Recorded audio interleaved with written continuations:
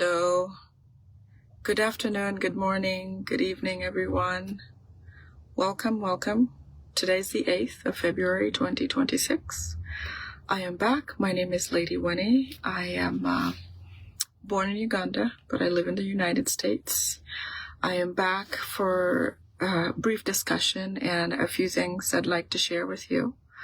Obviously, regarding the regime of Uganda, Museveni. We know our legitimate president that won the election is His Excellency Kyagulanyi Ssentamu, but Museveni has given himself a win and wants us to legitimize him as the president of Uganda. But that is not happening. You notice today that he was gazetted in Uganda, meaning that he's now the legitimate president to swear in May, but May is still a few months away.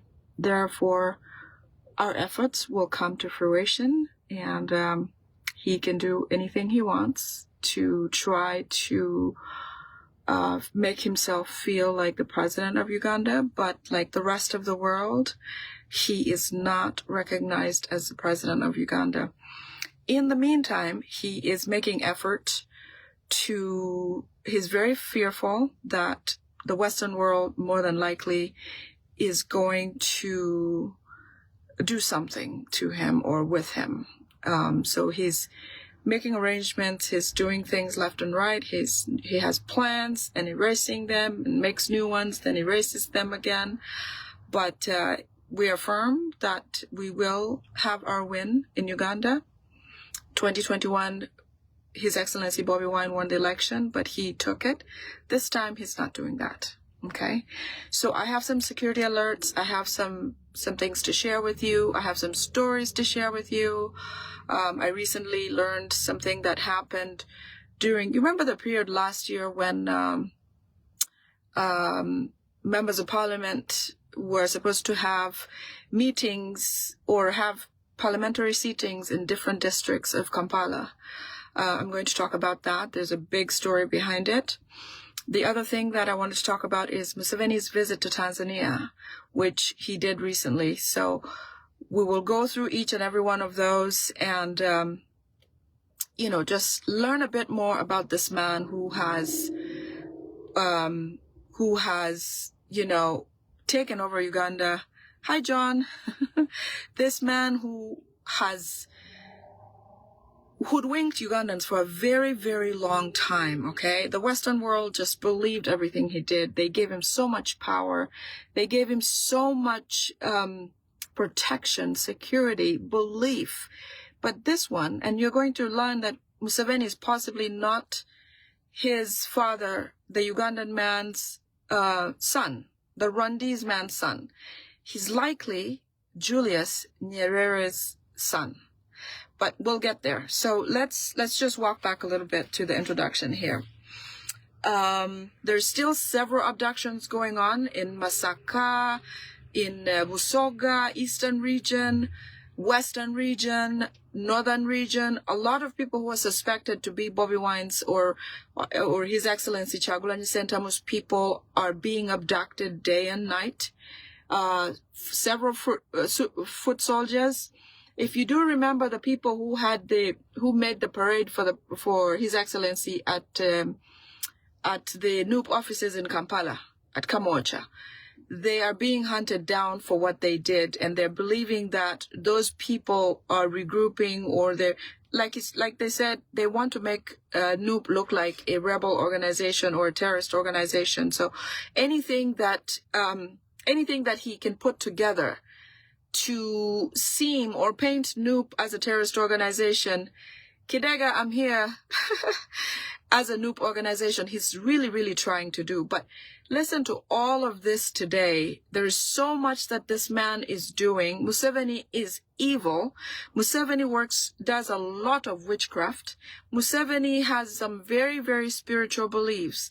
I'm telling you, this Bachwezi thing is not just is not as simple as we may think. This battle for Uganda is not just what we see or what is visible to the eye.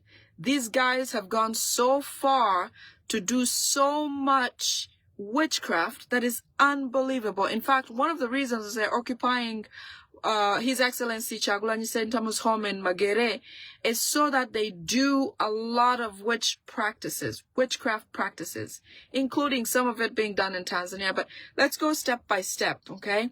Welcome, everyone. Welcome, welcome, welcome. Thank you for being here today. I appreciate that. I took so long because it's a weekend, you know, I have kids and lots of things to do, but my heart, as you know, my heart is for Uganda, is in Uganda. I hope for the best. Even if I don't live there, I want the best for everyone there, okay? So my fight will not stop, okay? If I can take a few minutes to do this, I'm happy to. So here I am, okay? We're in it to win it, and we're going to win it, okay? So you guys remember there was a general that passed away yesterday.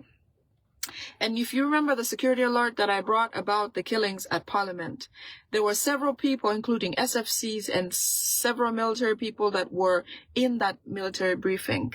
Now, what happened was, on Museveni learning that those plans have been obviously found out by us who speak, by bloggers, by people in the social media, by ASP Asimo Wile and also Lumbuye, and they shared those facts.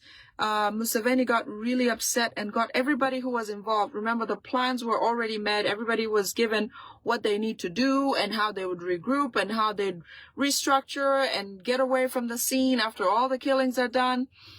He got all these people, okay? And 15 of them were killed on the spot. 100 of them or so are in military prison, including SFCs, who were part of that briefing about the killings of members of parliament, especially the old parliament that Museveni was planning to do. I spoke about that a day ago or the day before yesterday.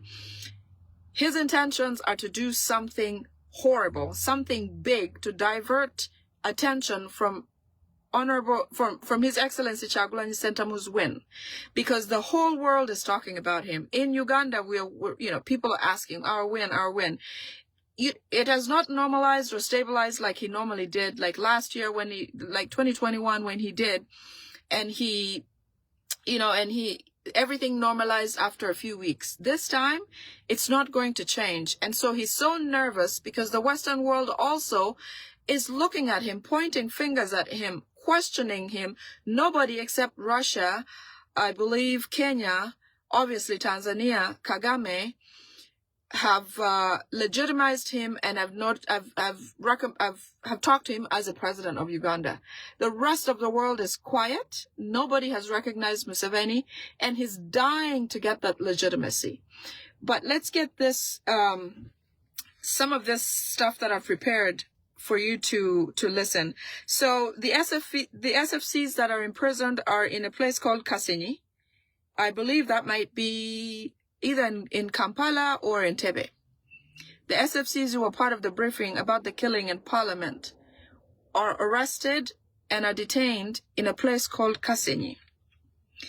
The other thing is Museveni wants to capture people like Lumbuye, Asimo Wile, Bible and Politics, because they leak a lot of information, because they're given a lot of information. Even those SFC people and the 15 soldiers who were killed Museveni did that intending to reduce or to find out who is surely leaking information.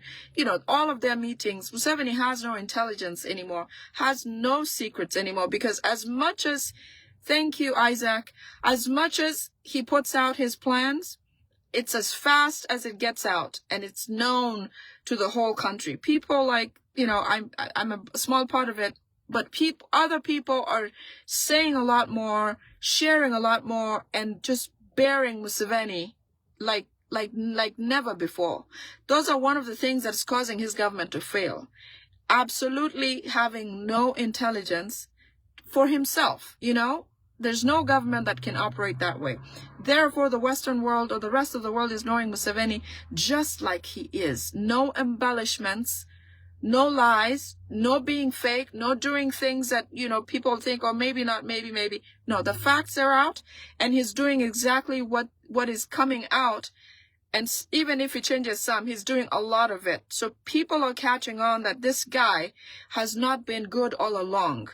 You know, it makes sense now that the same killings that were happening during Idi Amin's time and Obote's time are the same types of killings that are happening now, which means since the 1960s or 50s and 70s, right after independence, Museveni already started committing these atrocities, and those atrocities were blamed on people like Idi Amin. You know, when we come out here and you say, I'm from Uganda, one thing that anybody will tell you is Idi Amin, especially older, you know, Americans or people of foreign nationalities who have a little bit of history about Uganda will remember Idi Amin because of the big things that Museveni told the world that Idi Amin committed. Most of them were Museveni coming to hit while these governments were still running back to Tanzania. There's a video where Museveni says when he was younger, he went away to Uganda from Tanzania. He came into Uganda and performed really bad acts and then ran back into Tanzania. This makes sense because because of what he's doing that stays the same even now, like it used to be when those people were still in government. So when we blame Obote, when we blame Idi Amin, just be mindful. Think back. Think about the things that happened. You know, the atrocities that used to happen, and look at the similarities with what's happening now. The other thing is that there is an end of year party that was supposed to happen last year at Parliament. You know, the members of Parliament usually have a party every year to close the year and whatever. This time, I think they're preparing for the election. They got busy, or maybe Museveni had a better allotted time for him to make his big hit.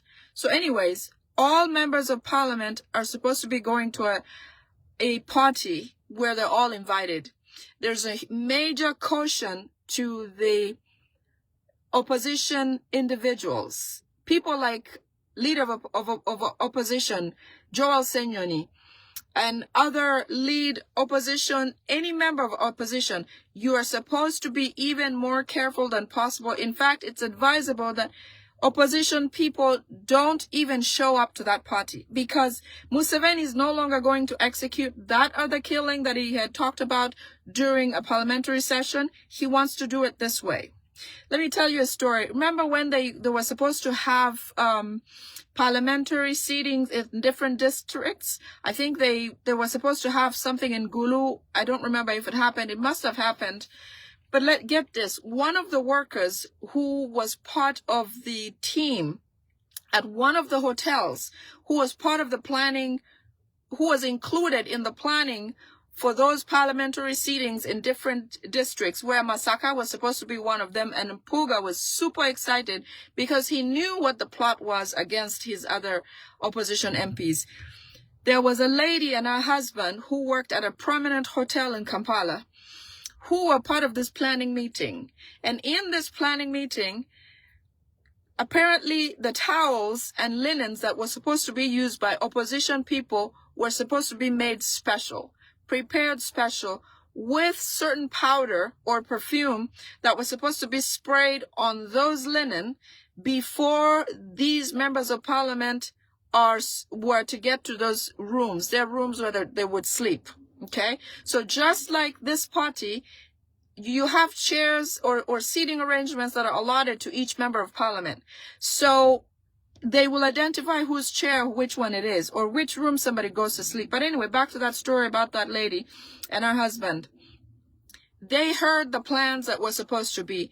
They heard there was supposed to be some kind of poison that that lady and her husband, who was part of the hotel team, should go and put on towels, like wash towels, and other linens and pillows, put some powders or chemicals onto those things so that when these members of parliament went back to bed, they would inhale those chemicals, which would cause medical issues.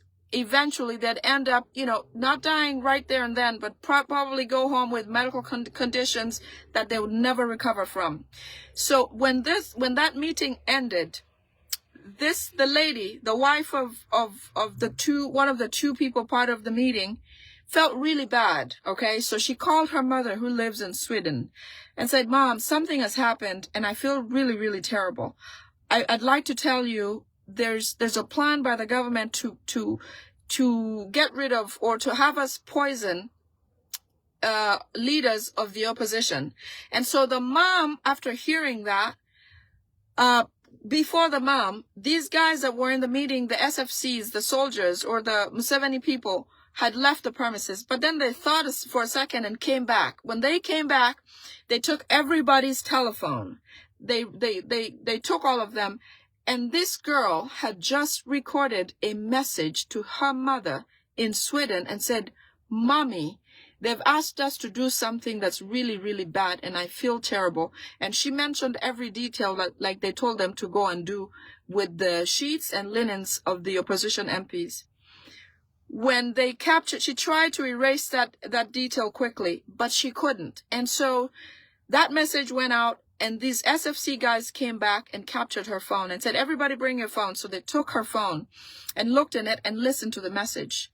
Right there and then, her and her husband were captured, abducted from the hotel, taken away. She was taken somewhere else. There's a place in Katavi, in Entebbe, where there's a safe house. Apparently there's a bunch of snakes there. That's how they terrorize these people. Okay, all the NUP members who were abducted and taken to Katavi. There's all kinds of things which happens. But apparently they breed snakes there, large snakes. That's where they took the lady. And the husband was taken to another location. And these people were tortured for days, for weeks, for months. But the good thing was that her mother already had the information. Her mother shared the information with Lumbuye and other channels that could broadcast. Her mother started making arrangements with other people. She's from Kasese, Western Uganda somewhere. I'll tell you when I find where I wrote it down. But the mother started making arrangements to try to get to rescue those children, her son-in-law and her daughter. And she did, but eventually, this woman, where she was taken, she was raped daily by soldiers. Daily, hourly, whatever they wanted, they did to her. Eventually, the man was taken somewhere else. He had his own separate torturous activities going on. He did not, sometimes these people are unconscious when all these things are being done to them. So anyways, the woman, her mother starts to arrange to try to get her out and all of that. You all know that Katavi is very close to the airport. So when mom was able to get her daughter away by all means, talking to these people here and there, like, most of the military, or some of the military that are Ugandan, have the heart to care about Ugandans, but they're forced to do really dirty deeds. They're not all in for it, but some of them are just made to do these things. So the woman was tortured, raped. She contracted HIV. The mother was able to take her, figure out a way. When she escaped from the hands of those people in Katavi, she ran straight to the airport in Entebbe, was able to board the plane with a few good hearts, a few good people, got her on the plane, and she left and went to a place where she got treatment. Okay? She got treatment later, and there's no saying if people going through something like that can recover and get back to what they used to be. Okay, a lot of sacrifice has been done in Uganda by people just standing up for the truth and getting into the most treacherous, the most terrible experiences there can be. So she contracted HIV. Obviously, her family was broken. On the husband's side, he was found one day lying on the street half dead somewhere in Uganda. Let me see where it was. At Namavuba, someplace like there's a place like that. He was found half dead later. He was going to be taken to the mortuary, but they realized that his heart was still beating and that he was normal and he was okay. They took him to the hospital, had him recover somewhat, and the mother of the daughter helped also get her to another country. He did not take them to Sweden because Museveni has ties in Sweden, and they would find them, they'd follow them, they'd find them and do even worse to them. Some of you might remember the couple that came to Uganda that were retiring and going to Sweden. There are ties, the ones who were killed in their home, there are ties to them doing things for Museveni, managing their family assets. As you know, there's some Swiss accounts that are protected where most dictators or some presidents send their monies to those banks, the Swiss banks, where they're not tracked, or they can freely store their monies there. And so it is said that that family of husband and wife were doing deeds for the Musevenis because they worked for the Swiss banks. They may have been involved in taking their funds there, and then it came a time when Museveni wanted them to do dubious things, but they couldn't because the law catches up with you eventually. And there are some things that they cannot do beyond what their powers that be ask them to do. So the Musevenis were trying to manipulate these people to do certain things, but they refused. And then there came time for them to retire and go back home. And when they went back home shortly after, they didn't live. There was, an incident where they said they were killed in their home by thugs and this, that, and the other. But there's a hand of Museveni in that family as well. Like I said, so much of stuff that happens in Uganda can be linked to the Museveni family because they're not Ugandan. They don't wish well for Uganda. In fact, they prefer that Ugandans do not exist so that they run and own that country. So that couple, husband and wife, obviously had a broken family because of this incident. They were the sacrifice that unfortunately happened while in effort to rescue the opposition leaders who were supposed to attend those parliamentary sittings in different areas of Uganda. Mpuga was very excited because obviously you all know that Mpuga was chased away from Nup for being a spy for the Museveni people and collecting the 500 million in bribe. Okay, so that is how that event ended, and that lady and her husband, God take care of them wherever they are. They're alive right now, but they suffered because of that event. Okay. So the wife was treated for HIV, but that cannot really, she can't fully recover from it, but she's away from Uganda now, and they survived that event. Okay. So many of you saw yesterday there was a general that passed. His name is Takirwa. He hasn't been buried yet, but obviously he has already been replaced by another gentleman. Mohozi appointed somebody else. That goes to show you who really wanted this man gone, okay? And this happens all the time. You realize the time that the Speaker of Parliament, Jacob Olanya, was really sick, and when he had been transported to the United States, maybe even before that, there was already rumors about who's going to take over. Taiwo was talked about much, much earlier. I didn't even think that was a possibility, but eventually Anita Among moved up and Taiwo was in the place of Anita Among just like that. So these guys always have a plan. They're a few miles ahead in terms of who replaces who because they know when to take out who. Okay? And so in efforts to try to get Ugandans away from the win or trying to get their win from Museveni, he's doing everything possible. But the biggest thing that he has tried to do and cover is his trip to Tanzania. There's so much that was involved. So much. Okay? Many of you will hear or remember that Museveni started there were 15 officers who were killed, including that general. Yes, that general was part of that meeting. That's why he was taken out just like that. they suspect that these people are the ones who shared those secrets about killing those members of parliament in parliament with people like us who do the bloggers or the people who share information and things like that. Thank you for adding that, Maureen. So his trip to Tanzania, like I was saying, Museveni is believed to actually be a legitimate son of Julius Nyerere.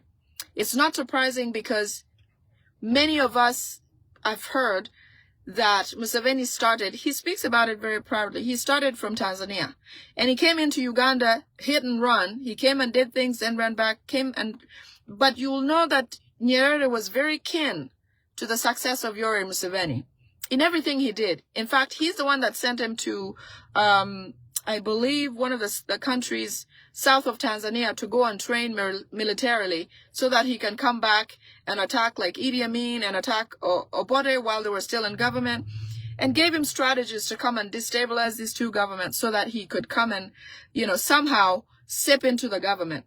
It now makes total sense because there's a likelihood that he is the father of Museveni and not the gentleman who was killed and buried in Isinjiro. That was not his father. So, the big trip to Tanzania, what was that all about?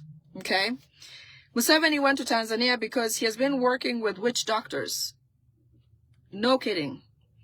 This man and his family are all about witchcraft. The pretense of Natasha being, I don't know, the Christian head of religion or whatever, one of the daughters, it is not because they believe in God. No. These guys are way up in the behind of witchcraft. They believe in witchcraft. They live about witchcraft. Okay? You will not believe, but I'm just going to say these things because these are facts. Things that these people have done from their trip to Tanzania. So he went to Tanzania because he had some things to deliver in Tanzania. They've been telling him, all the witch doctors have been telling him that His Excellency Kyagulanyi Ssentamu is blessed and appointed by God to become the legitimate president of Uganda. That in fact, Museveni and his son have no more powers to be or to stay president and so on to lead Uganda. So what they decide to do is keep on searching how they can take the powers or take the wisdom of Kyagulanyi Ssentamu from His Excellency Kyagulanyi Ssentamu and give it to Muhoozi or draw the power back to their family using witchcraft. Okay? The witch doctors keep telling him that in Kyagulanyi's home in Magere, he doesn't even know how Kyagulanyi himself does not know how he got to be in that place. He just went about buying land, and it so happened that he bought this land with all these things going on that are blessings. In fact, that people believe that Kyagulanyi mentions that, something hit him and he became interested. And then he started doing what he does. There is not a thing of him being born a certain way, prepared to be president of Uganda. None of that. But as destiny would have it, he bought this land. And apparently on his land, Museveni and his people believe that there are special powers that make Kyagulanyi who he is. So they have decided to go to Kyagulanyi's home. As you noticed with the military, staging of the military, seizing his home and attacking every family member and getting everybody important out of the home, the disguise has been for Museveni to go and perform witchcraft on that land.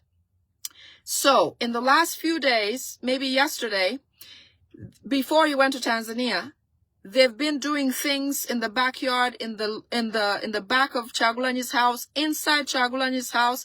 In fact, it's believed that they've taken Kyagulanyi's clothes.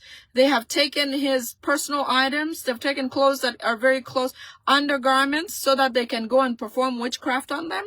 They have, Museveni and his son have gone into Kyagulanyi's home and taken a shower or a bath on the floor, mopped the floor, collected the water from the floor, put it in a container, and took it to Tanzania to the witch doctor so that they can perform whatever it is on that and spill the rest of it in the ocean. Apparently, that's how Museveni became what he was. He did that. He got powers from the ocean or whatever.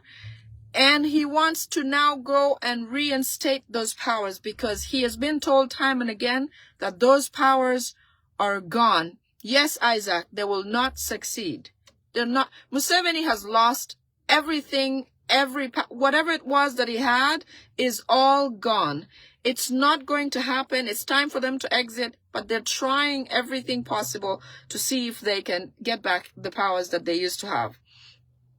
All along, they had no means to get into the home. You know, every time they terrorize, there's always family at home. It's no wonder that when the election day started, even after Mrs. Barbara Chagulanyi was advised to leave the home, she insisted on staying because she said, you know, that is her home. As a woman, I understand.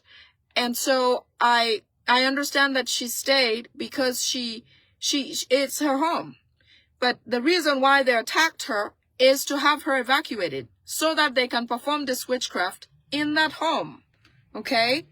They've done several witch activities. They've taken his shoes, personal clothing, other items. They've performed activities in the spring water. Apparently he has a spring water in his backyard. I have never been to Magere. I don't know what happens there, but this is a security alert from people very close to the Museveni people. Okay, so there's trees in the backyard. There's a spring water where they've performed all of these activities. They have also butchered a cow, a white cow, in the back of the house or something like that. People who still stay there see these things, but most of this is got from the security alert from the people who work with them, but do not want to continue. Okay, Museveni took his clothes off, took the clothes of Bobiwine to Tanzania. That's one of the things that took him to Tanzania for witchcraft. So they bathed and they took the clothes. They went to perform the witchcraft in the Indian Ocean where there is salt water. They will return to Magere in the next few days at His Excellency's home to finish up what they started.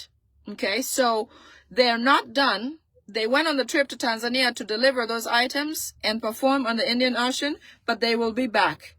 Eventually, they will remove the military from his home. So when you see that the military have been taken away from the house, you then know that they feel like they have achieved or they have finished what they were sent to be doing there by the witches. Museveni wants legitimacy from other countries. He wants them to receive him as the president of Uganda, but no other country wants to be seen with Museveni. No president wants to be seen, obviously, except people like Suluhu and Salva Kiir from Sudan, Kagame, and the one from Kenya. But the rest of the world do not want to be seen from him, especially after all this exposure of the kind of person that he is. Nobody really wants to be associated with him. The other thing that Museveni is trying to get help with is when he was given the BRICS assignment. BRICS, that's a group that includes China and Russia. Museveni was given the assignment to recruit a lot of African countries to become under the BRICS. You know, there's this war that's going on about, you know, aligning with, making allies with Russia, China, or with the US and other allies and things like that. So in those efforts, for him to, obviously, you know, he allies with Russia. In efforts to stay legitimate or stay in ally with Russia and hopefully get some help when needed, he has failed because these presidents don't want to have anything to do with him. He has failed to... Reading something here, Rookie. Yes, you're right, Rookie. Which we are praying, you know, eventually his home is going to be cleansed and he'll be back without any of the evil practices. But remember this, His Excellency Kyagulanyi Ssentamu is a clean human being. His hands are clean. He has not hurt anyone. His intentions are good. I don't believe that anything wrong will happen to him. Whatever these Museveni people are doing will not hurt Kyagulanyi Ssentamu because he's a clean man. He has done nothing wrong to anyone. Okay? Thank you for adding that. So I said, so the BRICS contract that they gave him to fulfill of putting most African leaders together has failed. So because they don't recognize him as the president of Uganda and also don't recognize him because of the ugly name that he has all over the world now, he's trying to come out and look legitimate again. But it's not working. So that's the other reason he also went to Tanzania. He wants to twist Suluhu. As you know, Museveni had a hand in trying to get Suluhu into the presidency in Tanzania. It is no wonder Magufuli mysteriously was gone. Suluhu took over. And then Suluhu had an election where she claims to win by 98%. And several Tanzanians dead and slaughtered. In fact, I shared something on my page today where BBC is talking about Tanzanians, young people still speaking about being abducted and killed day and night. So you can tell that Suluhu looks in the mirror and sees Museveni. They do the same things. They're the same actors. And she gets a lot of advice from Museveni. So it is time. He wants Suluhu to return the favor by doing certain things for him. Okay? He wants Suluhu to support him and make him look legitimate. And every time he goes to Tanzania, he wants Suluhu to drum even louder to make him, to officiate him as the president of Uganda. And have other nations and call other nations and talk to other nations to also recognize Museveni as such.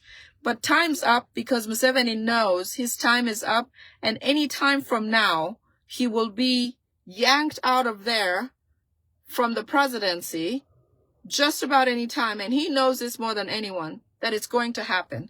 He's now trying to find ways to either escape or disappear or prepare friends where he can go if in case he survives an attack, which he knows very well something's coming to him. He says that he needs more allies to help him in case the West, which is more afraid of the U.S. Thank you so much, Senator Jim Risch of Idaho. You have been an amazing, amazing friend of Uganda and supporter of democracy in Uganda. Anybody that can find, a way to thank him, go online, send thank yous to the Foreign Secretary of State, the Secretary, I believe is the Secretary of a Department, State Department. Please say thank you to him for what he's doing for Uganda, and that we're hoping for more to be done. Sanctions plus other things, which I can't talk about because they're in the works, okay? Which Museveni knows. So that's why he's trying to make more allies with African nations and presidents to try to stay safe or keep himself safe for as long as he can. Museveni is suspected to be the son of Julius Nyerere. It is the reason why he has a village or a city in Tanzania that is all his and his people only. Don't ask me where the people that were originally there are, because you know how his practices are. So it is said that his mother, Esteriko Okundeha, was raped by Julius Nyerere when she was living there. Okay? You will notice that Julius Nyerere, in fact, the mother of Museveni is from Rwanda. And she came to live with Julius Nyerere after she was excommunicated from Rwanda for being, for not being, or for not following the rules of where she was living. There was something that she did. I think she was part of a royal family, and she fell in love with an outsider, and so she was excommunicated from the community. in Rwanda. So she was sent to Tanzania because Julius Nyerere's wife or family member is part of the family of Museveni. And while she was living in that home, she was raped by Julius Nyerere, and he fathered the child with her. Even if she went out to Uganda, they sent her to Uganda to go as a refugee, to go and find, like most Rwandese were passed through Tanzania, and then they went into Uganda and found refugee status and were given a place to live. And that's where her husband, the man she married, the Ankole man who she married in Ankole, was believed to be Museveni's father, but he actually isn't. It was Julius Nyerere who is the father, who is believed to be the father of Museveni. Therefore, it makes sense that Julius Nyerere has given Museveni a lot of support since the time he was a child. And it makes sense that when the father, who is the Ugandan man, came to seek help from Museveni, thank you, man, Musa, that's right. Anybody in the U.S. who needs to call the State Department, the number to call is 202-647-4000. Please call and tell them what Museveni is doing in Uganda. I call that number every day, and I'd like for us all to call, either go through our local offices, or you can call directly and leave a message, or leave a message with the secretary at that office. She'll be able to take the message. Let's flood that line so that we can get more help from Senator John Rich or State Department. Okay. So speaking about Museveni, it is no wonder that the father of Museveni, when he came to seek help, the Ugandan father, stepfather, who they said raised Museveni, every time he came to seek help, Museveni did not want to help him. In fact, he ended up killing him and having him buried somewhere in the bushes in Asinjiro. Okay? Museveni also had gone to Tanzania to check on his minerals, which he has hid in Tanzania. A lot of it from Uganda and Congo. A lot of mining has been happening in Congo illegally by Museveni and Kagame. Everything that Museveni does, obviously ally with Kagame. They've amassed a lot of minerals. It's no wonder the peace deal that President Trump signed with Kagame and the President Tshisekedi did not withhold, because of Museveni still being at large and loose. And that's why he was not included, because they know that he is the dubious actor in that region. Museveni is the dubious actor in the region. So they thought maybe these two guys could make it work, but obviously not. It didn't work. The peace deal flopped. You notice that there's still killings going on in the Congo region, but all the minerals, all the timber, are being hidden in a place called Butiama. Butiama in Tanzania. All my Tanzanian friends, you will know that there's a place called Butiama in Tanzania, where it is almost a village that's exclusively for Museveni and his people. In fact, this place is protected and guarded by the SFC. This place was given to Museveni by Julius Nyerere, which makes total sense, again, because being that he is close relations to Museveni, he may have just wanted to give him something, or give him as an heir or whatever, part of the family, a piece of his share so that it doesn't bother the rest, okay? All the minerals that were stolen from Uganda, the gold that's dug that's mined in the Karamoja region, all of the other minerals, there's several in that area of Karamoja. They're all taken and hidden and stored in Tanzania, in this part called Butiama. You will also read, if you go on Google, actually I saw that this morning, Butiama is where Julius Nyerere comes from. I would say it's probably where he was born. It makes total sense why this relationship or bond is stronger than ever. In fact, Museveni has mentioned that Julius Nyerere should be given sainthood for I don't know what.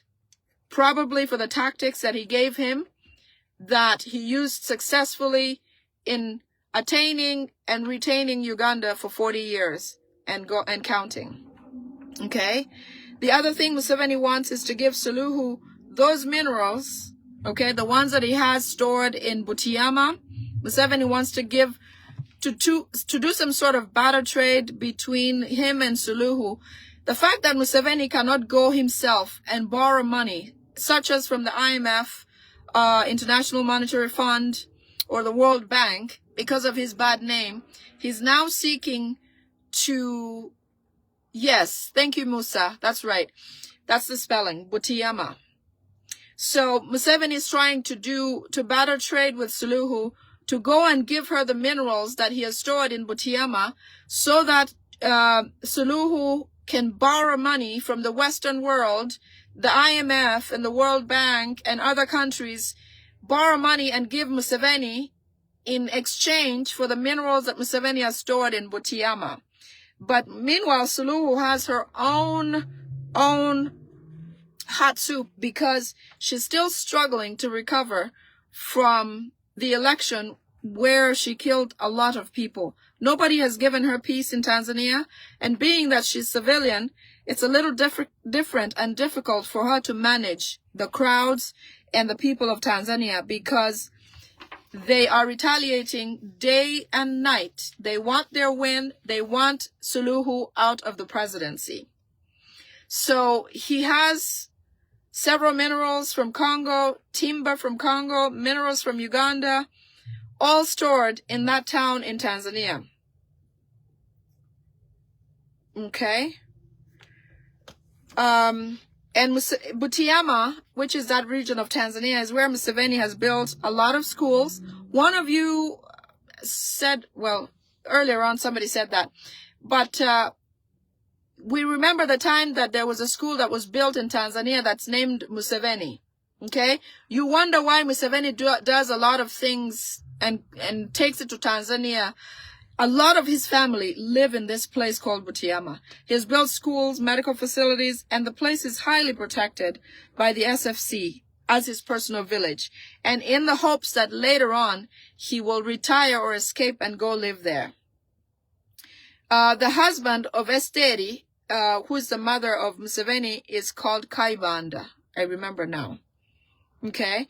And he was not his real father. He was the man who the lady met when she went to Uganda first as a refugee.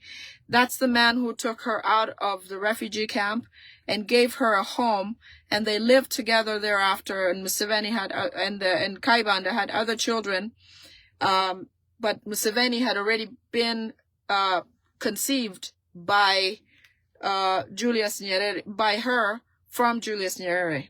Okay, this man was killed. Museveni sent the SFC to go and kill this man and bury him in a cinder in the bush. Okay, and Museveni knows very well that his father is Julius Nyerere. Okay, the other thing Museveni went to do in Tanzania is to ask him to find His Excellency Kyagulanyi Ssentamu, and he, find him like he did Mukulu. Remember Mukulu, who was arrested in Tanzania and repatriated back to Uganda upon the request of Museveni. Museveni suspects that Bobiwine is likely in Tanzania or was taken away through Tanzania to another country, which he's not sure, but he suspects that that might be the case. Okay? So he wants Suluhu to keep watch of when Bobiwine returns, or if he does ever show up in Tanzania, that he's captured and returned to Uganda. He also asked Suluhu to help and not allow foreign countries, most likely he's afraid of the U.S., he's afraid the U.S. or any other country is going to attack him soon because of what he saw happen in Venezuela or what happened to Gaddafi. He believes that something is coming to get him. And so he has asked Suluhu not to allow any foreign ships to dock at the border, at the oceans, in the docks where the ships land. She has also, like submarines sometimes will protect borders in the waters, on the shores, along those areas. And he has asked that if that happens, that Suluhu retaliates or refuses those types of ships to dock in that area. And also he has requested that Suluhu not to allow any air air activities in the range of Tanzania, within the skies of Tanzania. For example, if let's say a certain country is planning on coming into Uganda through Tanzania, that Suluhu not let them use the airspace in Tanzania to attack Uganda. The other thing he went to Tanzania for is to ask Suluhu not to tell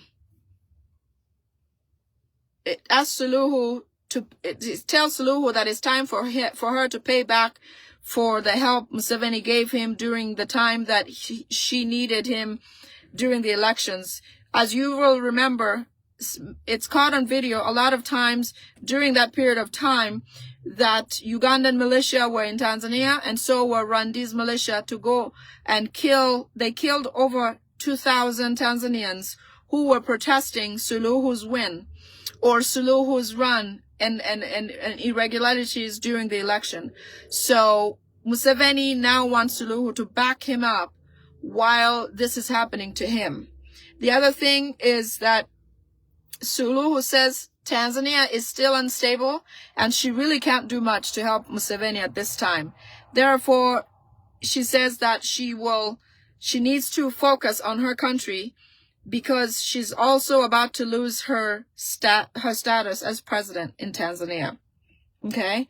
He has also asked Suluhu for aircrafts in case of an attack on Ugandan airwaves.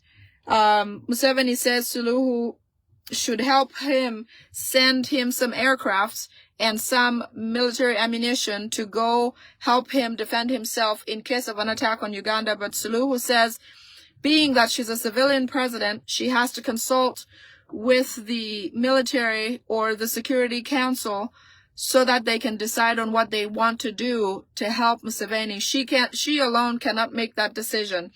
And apparently in Tanzania, their laws or faculties, the different departments of governments still work independently and are not manipulated like in Uganda. Therefore, she cannot make a decision on her own and let it fly to support Museveni without the acceptance or the blessing from the military council. So Museveni has to wait for that, which likely not possible because Suluhu is completely strained also in just trying to keep a lid on Tanzania. Okay. Some of the promises that Museveni has given Suluhu is that he promised to give her minerals from Uganda, gold, for example, from Congo. There's several parts of Uganda where they've actually found gold.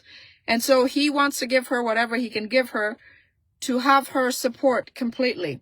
He has also offered to give her a larger portion of Lake Victoria where they can catch fresh water fish because Tanzania has a small portion of Lake Victoria. Museveni has promised to give her a wider portion so Tanzanians can fish. Apparently in Tanzania, when they fish, they're only supposed to catch older fish. It's illegal to catch smaller fish. But in Uganda, you are allowed to catch older fish and leave the smaller fish to grow. So the opposite seems to work for Suluhu. Museveni really doesn't care if Ugandans have fish or not, but he plans on giving her so that she can help her out.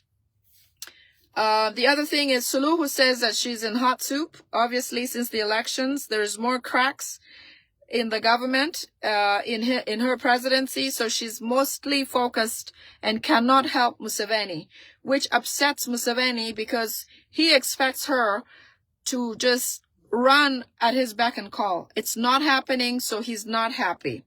He has also asked Suluhu to borrow money from foreign bodies because he cannot borrow money himself anymore. He has asked Suluhu because he's being monitored by the IMF and World Bank. And Suluhu says, she's also handling her own pressure at home. She may if she can, but it's not a guarantee that she will be able to help Museveni with all of his requests. Okay, so all of those are requests that Museveni has asked Suluhu to do for him. Museveni is most worried about the U.S., and that Suluhu should not give docks or airspaces for the U.S. to attack Uganda or attack him. It's basically him because for Ugandans in general, there is not an issue that the Western world is seeking to, punish a country or deal with people, but the only reason they would come is such that they try to get rid of the dictator, Museveni, and nothing else. Okay. He also says, obviously stresses, if Suluhu sees His Excellency Bobiwine, like they did Jamil Mukulu, they should return him to Uganda as soon as possible. The other thing that Museveni has done, he has manipulated Suluhu. The army in Tanzania is actually compromised such that Museveni owns about a quarter of the military. They respond to him more than they do Suluhu. I wonder if this is possible because there's a mix of Rwandese in the military so that he can control the powers there. He can speak and they can execute. So a quarter of the military are on Museveni's side. Okay. So Museveni also went to Tanzania to reactivate his witchcraft, which apparently started in the Indian Ocean, as I mentioned earlier. That's one of the things that took him to Tanzania. He also went to see his people in Tanzania in that place called Butiama. It's a place where he and his people are hiding and living in a city that is their own, more like a community that is completely fully furnished, fully running, and is all for the Museveni and Museveni family. He has gone to visit and see how possible it is for him to return when things get even worse, which he knows things are getting worse, but he needs to prepare for an exit. Okay. Okay. What else? Oh, the other thing is he's going to highly start taxing social media and their content. So people in Uganda that are part of the bloggers or social media, there's going to be a new bill that will be tabled soon to try to charge you for, to tax you on your activities online. Museveni wants to visit more countries, but is in panic. It feels like, he can't just show up because he feels like he'll get picked up by the ICC or arrest warrants that are lingering around. He wants to get to the safe zones and increase his legitimacy as the president of Uganda, but it's not possible because he has fallen off that pedestal now. He's no longer recognized as such. He's trying to sell minerals to try to get money because he is broke as a government. It used to be that by now he would have gotten grants and all kinds of money from, especially like America, for example, has toned down on what they could give him. It used to be he was getting money even for the LGBTQ community in Uganda, which he harassed the new party for being, the criminals or the people, the ousted people of the LGBT community, because Museveni does not like them. But he took money in their names from the U.S. He's also trying to get IT companies to hack social media so that he can, pages like mine, he will strip or take away by those people that are, like IT savvy, okay? He's also planning to start the Ujamaa policy, which you people know in Tanzania. In Tanzania, the law forbids anybody to own land as an individual. All land is owned by the government, and they just portion it on a lease basis to individuals. So he wants to bring this. That's one of the things that he wants to bring to Parliament right after he swears in. He wants to table 3 things. He wants to table an impeachment of him. He wants to table the presidential elections to happen in Parliament, only at parliamentary level. That means a grassroots Ugandan will no longer elect the president.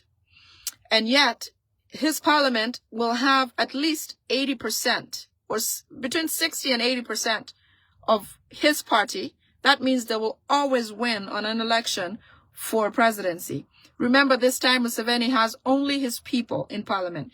You saw how actual winners like Waiswa Mufumbiro were stripped, and older people like Ruhindi came back to their seats. Dr. Hildeman was stripped of his win and was given to the lady that had even gone away and left the position. They've come back to take their places so they can continue and take over and take over the changes that are happening. These people are now planning for their children and grandchildren.